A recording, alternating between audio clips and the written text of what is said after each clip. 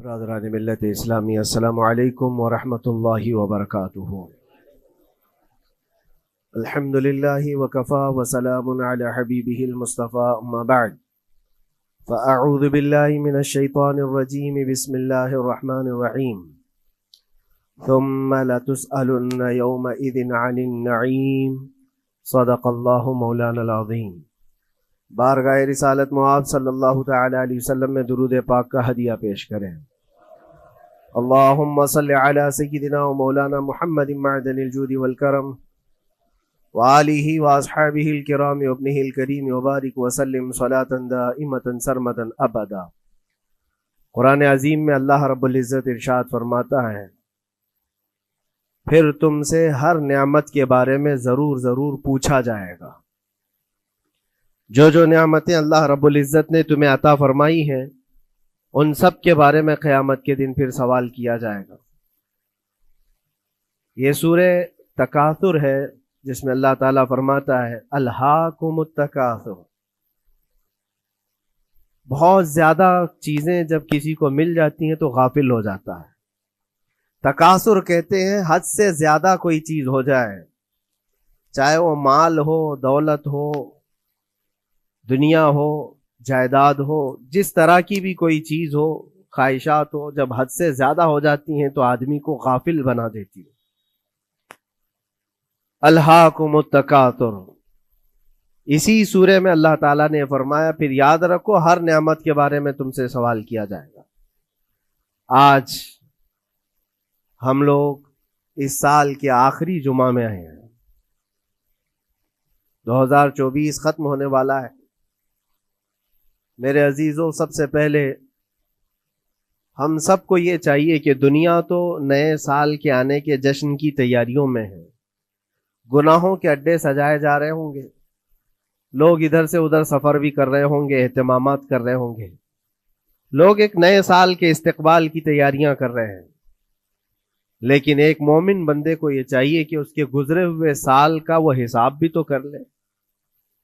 حاسبوا قبل ان تحاسبوا، یہ فرمایا گیا ہے کہ اپنا حساب تم خود کر لو اس سے پہلے کہ اللہ تمہارا حساب لے لے۔ ہمارے گزرے ہوئے سال کے اندر کتنے دھکے کھائے، کتنی ٹھوکریں کھائی، کیا کیا نقصانات اٹھائے۔ سب سے بڑی بات تو یہ ہے کہ ہم نے کتنی عبادتیں کی، کتنی ریاضتیں کی، کتنی نمازیں ہماری ضائع ہوئی۔ یہ اگر محاسبہ کر لے انسان تو شاید ہو سکتا ہے آنے والا نیا سال اس کا بہتر طریقے سے استقبال ہو سکے۔ لیکن اگر صرف جشن کی تیاریاں کرتا ہے اور ہر نئے سال میں وہ اسی طرح کے دھوم دھڑاکوں سے داخل ہوتا ہے تو گزرے ہوئے سالوں کی غلطیاں اسے کبھی یاد نہیں آتی۔ اللہ تبارک و تعالیٰ قرآن پاک میں فرماتا ہے کہ تم سے ہر نعمت کے بارے میں پوچھا جائے گا، ہر نعمت کے بارے میں پوچھا جائے گا۔ حدیث پاک میں ہے، نبی کریم صلی اللہ تعالی علیہ وسلم فرماتے ہیں کوئی انسان قیامت کے میدان سے اس وقت تک اپنا پیر نہیں ہٹا سکتا جب تک 5 سوالات اس سے نہ کر لیے جائیں۔ 5 سوالات میں سب سے پہلا سوال کیا ہوگا؟ اللہ تعالیٰ یہ پوچھے گا کہ میں نے تجھے جوانی دی، تو نے کہاں کہاں خرچہ کیا؟ یہ پہلا سوال ہے۔ اور محدثین و مفسرین فرماتے ہیں کہ ایک سوال کے جواب میں بندے کو 500 سال بھی لگ سکتے ہیں۔ اپنی صرف جوانی کا حساب دیتے دیتے کسی کو 500 سال، کسی کو 700 سال لگ جاتے ہیں۔ باقی کے جو 4 سوالات ہیں وہ بعد میں ہیں۔ اللہ نے صحت عطا کی تو اس کا استعمال کیسے کیا، دولت عطا کی تو اس کا استعمال کہاں کیا۔ صرف جوانی کا جواب دینے میں جب 500 سال لگ جاتے ہیں تو پوری زندگی کا حساب کیا دے پائے گا؟ اسی لیے میرے عزیزوں، جس کے پاس آج جوانی ہے یا گزر چکی ہے وہ غنیمت جانے، ایک ایک لمحے کو غنیمت جانے۔ اور ایک حدیث پاک میں آپ کو بتاتا ہوں، اللہ کے حبیب صلی اللہ تعالی علیہ وسلم فرماتے ہیں 5 چیزوں کو 5 چیزوں سے پہلے غنیمت جانو۔ اس میں سے 2-3 میں ذکر کرتا ہوں۔ حضور پاک صلی اللہ تعالی علیہ وسلم فرماتے ہیں اپنی صحت کو غنیمت جانو بیمار ہونے سے پہلے۔ آج صحت مند ہو تو اس کی قدر کرو بیمار ہونے سے پہلے. ہاتھ نہیں ٹوٹا ہے ابھی, پاؤں نہیں ٹوٹا ہے, سر سلامت ہے, سوچنے کی طاقت ہے, زبان سلامت ہے. اپنی صحت کو غنیمت جانو اور ہر دن اللہ کا شکر ادا کرو کہ مولا میری طاقت اور میری حیثیت سے زیادہ تو نے مجھے عطا کیا ہے. اور اگر اپنی صحت کا خیال نہیں ہے, قدر نہیں ہے, تو جاؤ کبھی کسی کینسر ہاسپٹل میں جا کر کے دیکھو, کئی ایسے لوگ ہیں جو موت اور حیات کے بیچ لڑ رہے ہیں. کچھ تو ایسے ہیں جو روز موت کی تمنا کرتے ہیں لیکن موت بھی نہیں. مجھے یاد ہے آج تقریباً 8-9 سال ہو گئے ہوں گے, ایک کینسر ہاسپٹل میں ایک ادھیڑ عمر کے شخص سے ملاقات. میں تیمارداری کے لیے عیادت کے لیے جایا کرتا تھا. اس شخص نے بستر پر لیٹے لیٹے کہا اس کے گردن میں ایک ایسی عجیب قسم کی کینسر کی پھنسی تھی جس سے ہمیشہ خون اور پیپ رستا رہتا ہے. کافی دنوں سے ہاسپٹلائزڈ ہے, لیکن ایک اس کی جو گڑ گڑاہٹ دیکھا اور ریکویسٹ میں نے سنا, کہا کہ حضرت صرف اتنی دعا کر دے کہ میرا سر اٹھے اور میں سجدہ کر سکوں. اس لیے کہ جوانی میں نے سجدے نہیں کی, اللہ کے عبادت نہیں کی, اور آج شدت سے خواہش ہوتی ہے کہ میں عبادت کروں یا سجدہ کروں, لیکن سر اٹھاتا ہوں تو یہاں سے پیپ اور خون شروع ہو جاتا ہے. اب وہ طاقت نہیں ہے. اس دن میرے دل پہ یہ بات لگی, کیا سچ فرمایا میرے آقا صلی اللہ علیہ وسلم نے, اپنی صحت کو غنیمت جانو بیمار ہونے سے پہلے. کہیں ایسا وقت نہ آئے کہ تم سجدہ کرنا چاہو لیکن تمہارا سر اٹھانے کے قابل بھی نہ رہے, تمہارے پاس وہ طبیعت بھی نہ رہے.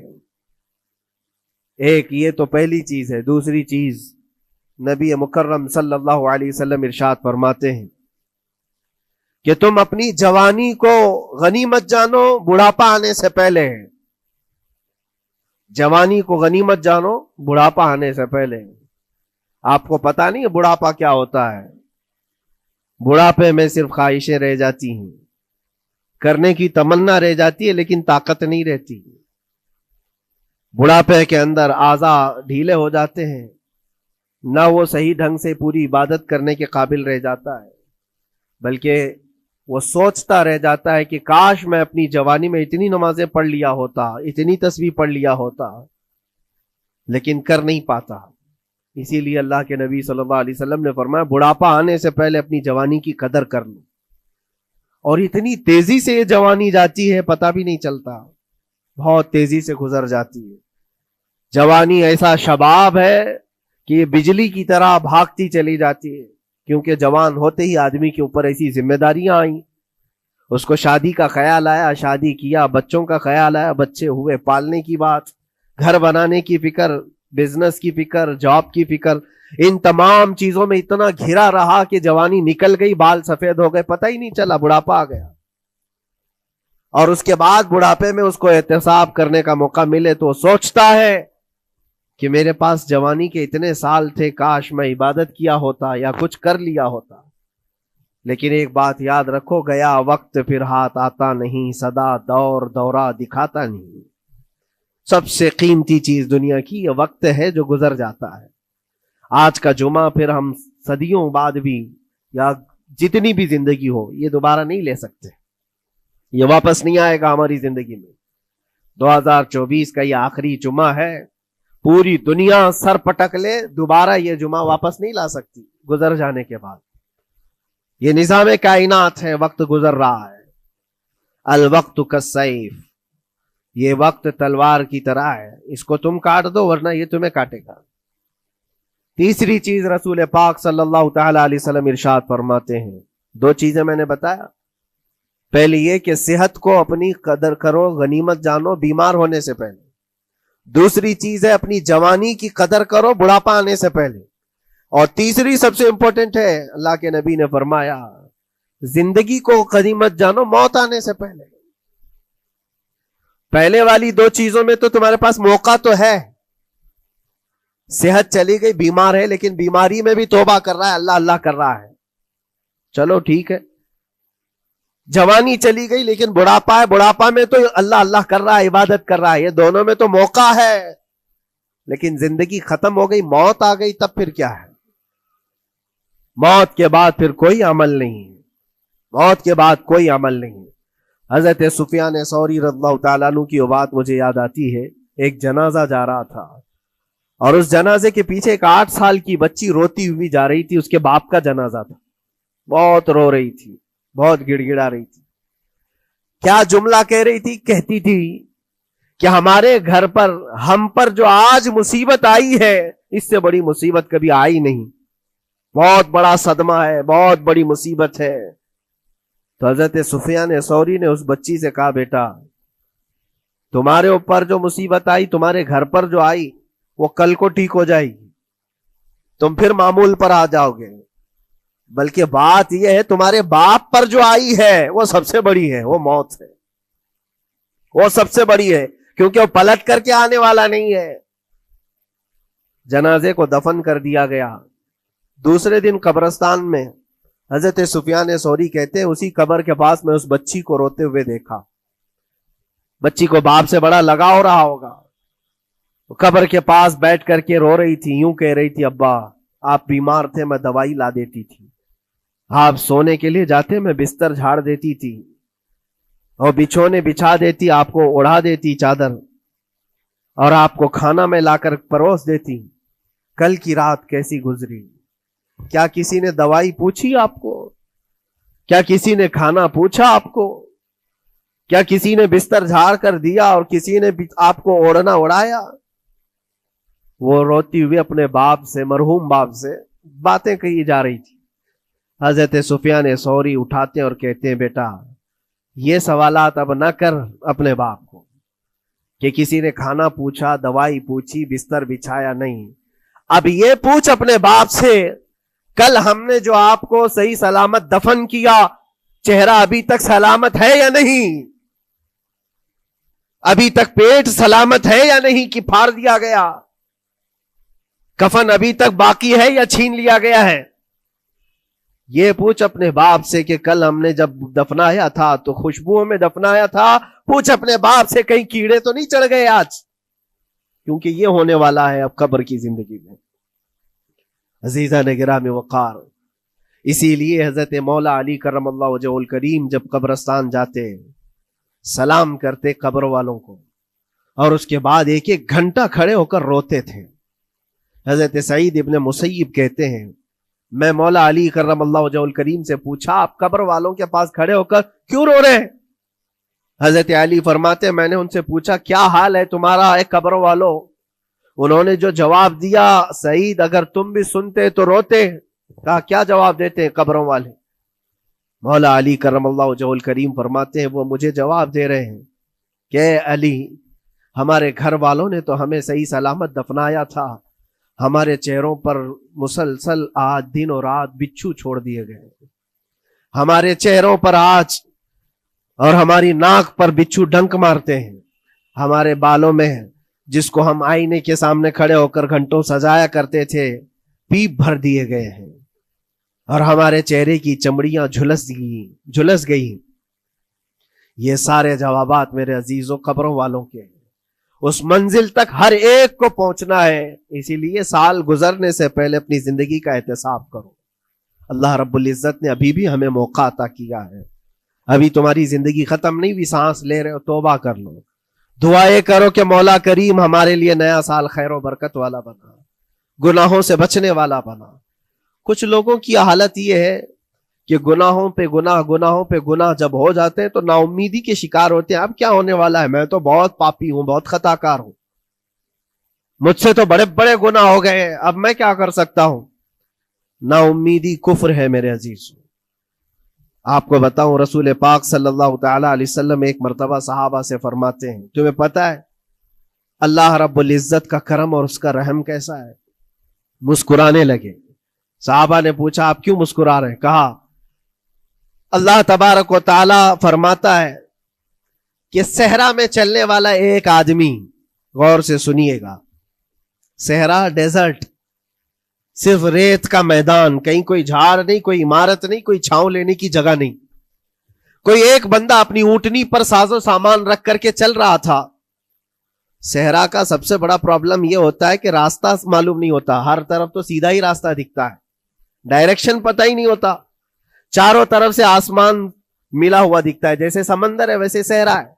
کبھی اگر آپ نے سفر کیا ہو, ہم نے مصر میں دیکھا ہے 200-250 کلومیٹر تک گاڑی چلتی ہے, ایک درخت بھی نہیں آتا, ایک عمارت بھی نہیں آتی صحرا میں. راستے بھول جاتے ہیں لوگ. پہلے کے دور میں تو کوئی نیویگیشن بھی نہیں تھا. تو کوئی بندہ ایسے جو اونٹنی پر ساز و سامان رکھ کر کے سفر کر رہا ہے اور ایک جگہ تھک کر کے سو گیا صحرا میں. سنی ہے یہ مثال فرما رہے میرے آقا صلی اللہ علیہ وسلم. تھک کر کے سو گیا اور جیسے اس کی نیند کھلی تو دیکھا اونٹنی ساز و سامان کے ساتھ غائب ہے, کچھ بھی نہیں ہے اس کے پاس. کھانے پینے کی جو چیزیں تھی, ساز و سامان تھا, سب اونٹنی کے ساتھ غائب ہو گیا. اب وہ بیچ صحرا میں اتنا حیران اور پریشان, اٹھ کر کے تلاشنے لگا. اب اس کو نہ راستہ دکھائی دے نہ اپنی اونٹنی دکھائی دے.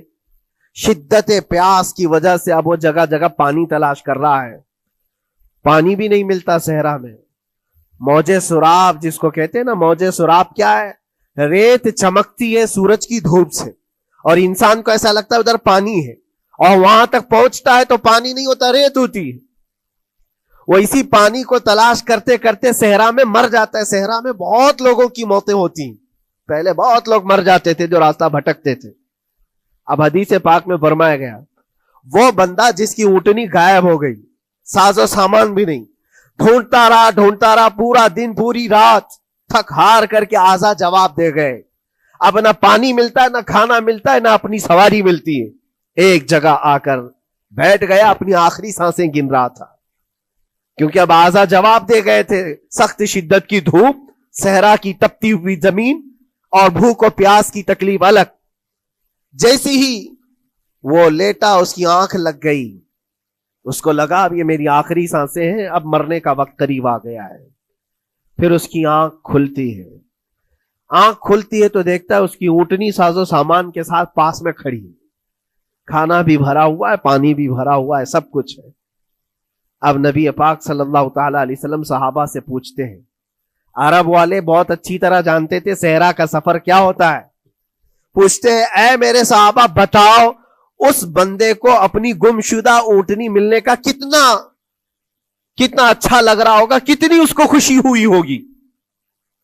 صحابہ کہتے ہیں یا رسول اللہ صلی اللہ علیہ وسلم اس کی تو جان میں جان آ گئی, صحرا میں اپنی گمشدہ اونٹنی مل جائے, کھویا ہوا سامان, اپنی گمشدہ سواری اور پانی مل جائے, یہ تو حیات نو کی ایک بہت بڑی خوشخبری ہے اس کے لیے. حضور پاک صلی اللہ تعالی علیہ وسلم فرماتے ہیں سنو, یہ مثال میں نے بتایا, اسی طرح سے اگر کوئی بندہ گناہوں میں ڈوب گیا ہے, خطاؤں میں ڈوب گیا ہے, کثرت سے گناہ کرتا رہا, پھر تھک ہار کر کے ایک دن واپس آ گیا, اللہ کی بارگاہ میں سجدہ ریز ہو گیا, جھک گیا, تو اس گمشدہ اونٹنی کے ملنے سے اس صحرا نورد کو جتنی خوشی ہوئی تھی, اللہ کریم اس سے بھی زیادہ اپنے بندے کے واپس آنے پر خوش ہوتا ہے. اپنے بندے کے واپس آنے پر خوش ہوتا ہے رب تبارک و تعالی کہ میرا کھویا ہوا بندہ میرے دربار میں واپس آ گیا ہے. آج ہمارے پاس وقت ہے واپس پلٹنے کا. میرے عزیزو نا امید نہ ہو, ہمیں ہمارے جانے سے پہلے حساب کرنے کے لیے مولا نے وقت دیا ہے. پتا ہے آپ کو, یہ بھی میرے آقا صلی اللہ تعالی علیہ وسلم کی رحمت کاملہ ہے. رب تبارک و تعالیٰ سے آپ نے یہ دعا کر کے اپنی امت کے لیے اتنا وقت دلایا ہے کہ اللہ تبارک و تعالیٰ سے حضور صلی اللہ علیہ وسلم نے یوں عرض کیا کہ مولا میری امت کو توبہ کی مہلت دے دے, توفیق دے, مہلت دے. کہا کہ مرنے سے 1 سال پہلے تک, کہا نہیں یہ بہت لمبا وقت ہے, پتا تو نہیں ہے مرنے سے 1 سال پہلے توبہ کرے گا, کب موت آنے والی معلوم نہیں. کہا مرنے سے مہینہ پہلے تک, کہا نہیں یہ بھی وقت زیادہ ہے. کہا مرنے سے 1 دن پہلے کوئی توبہ کر لے تو معاف کر دیا جائے گا. نبی پاک صلی اللہ علیہ وسلم نے اللہ کی بارگاہ میں گڑ گڑاتے ہوئے کہا مولا 1 دن بھی بہت ہے, اور موقع دے دے میری امت کو, میری امت کو اور موقع مل جائے. رب تبارک و تعالیٰ نے 1 دن پہلے توبہ کرنے والے کو معاف کرنے کا وعدہ فرمایا, لیکن نبی رحمت صلی اللہ علیہ وسلم نے عرض کیا کہ مولا اور بھی کم کر دے. رب تعالیٰ فرماتا ہے موت کا جو گرگرا آتا ہے، یعنی جو ہچکی آتی ہے، فرشتے نظر آنے لگتے ہیں، رب تعالیٰ فرماتا ہے اس سے 1 منٹ پہلے بھی توبہ کر لے میں سب معاف کر دوں گا۔ یہ صرف رسول پاک کی اس امت کے لیے، اس امت کا خاصہ ہے۔ مرنے سے 1 منٹ پہلے بھی وہ آ جائے اللہ کی بارگاہ میں، مولا معاف فرما دے گا۔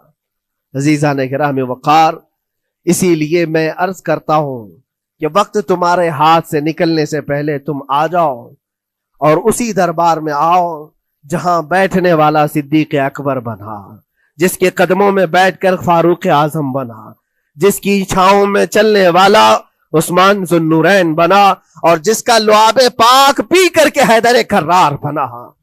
اس دربار میں آ جاؤ، کامیابی ہماری وہیں رکھی ہے۔ اللہ کریم ہمارا یہ گزرا ہوا سال، اس میں جتنے ہماری غلطیاں، کوتاہیاں، کمیاں، بیشیاں، گناہ ہوئے ہیں، مولا اپنے فضل و کرم سے معاف فرما دے، اور آنے والے نئے سال کو ہمارے لیے خیر و برکت والا، ایمان و استقامت والا سال بنا دے۔ اسلام و سنیت کا بول بالا فرما، کفر و شرک کا منہ کالا فرما، گستاخان رسول کو تباہ و برباد فرما، شاتمان رسول پر تو عذاب علیم نازل فرما۔ اے رب کریم، اے احسن الخالقین، مولا ہم سب کو مرنے سے پہلے سچی توبہ کی توفیق نصیب فرما۔ وآخر دعوانا ان الحمدللہ رب العالمین۔ السلام علیکم۔